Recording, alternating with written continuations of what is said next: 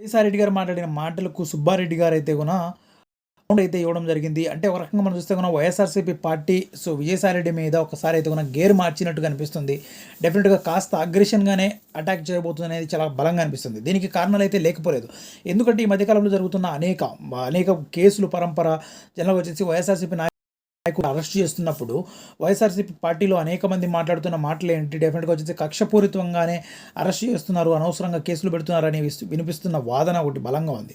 ఒకటి దాంట్లంటిని కూడా నీరుగార్చే విధంగా కూడా ఈ మధ్య కాలంలో విజయసాయిరెడ్డి మాట్లాడిన మాటలు కొన్ని అయితే నీరుగార్చే విధంగా ఉన్నాయి. దాంట్లో ఏంటి ముఖ్యంగా వచ్చేసి లిక్కర్ స్కామ్‌కి సంబంధించి వైఎస్ఆర్‌సీపీ పార్టీ బల్లగుద్ది చెప్తుంటే ఇక్కడ ఎక్కడా జరగలేదు, అలాంటిది ఎక్కడ కూడా జరగలేదని చెప్తుంటే, ఒక రకంగా విజయసాయిరెడ్డి అయితే కూడా అది జరిగినట్టు ఆయన ఒక స్టేట్మెంట్ అయితే పాస్ చేస్తున్నాడు. ఒకటి అలా పాస్ కావడంతో డెఫినెట్‌గా ప్రజలు కూడా చాలా గమనిస్తూ ఉంటారు. డెఫినెట్‌గా వచ్చేసి ఇదిగో పార్టీలో మొన్నటి వరకు ఉన్న వ్యక్తి కూడా ఇది జరిగిందని ఒప్పుకుంటున్నాడు. ఏదో గోల్‌మాల్ మొత్తానికి జరిగినట్టుంది అని ఆలోచన చేసి ఆహ్, ఇది కూడా ఉంటుంది. కాబట్టి దీనివల్ల పార్టీకి అయితే చాలా బలమైన డ్యామేజ్ ఉంటుంది అనేది చాలా క్లియర్‌గా కనిపిస్తుంది. అదేవిధంగా వైఎస్ఆర్‌సీపీ పార్టీలో ఉంటున్న నాయకులు, అదేవిధంగా అధినాయకులు చాలామంది చాలా పెద్ద ఎత్తున కూడా చాలా తీవ్రమైన రీతిలో విజయసాయిరెడ్డి మీద స్పందించబోతున్నారనేది చాలా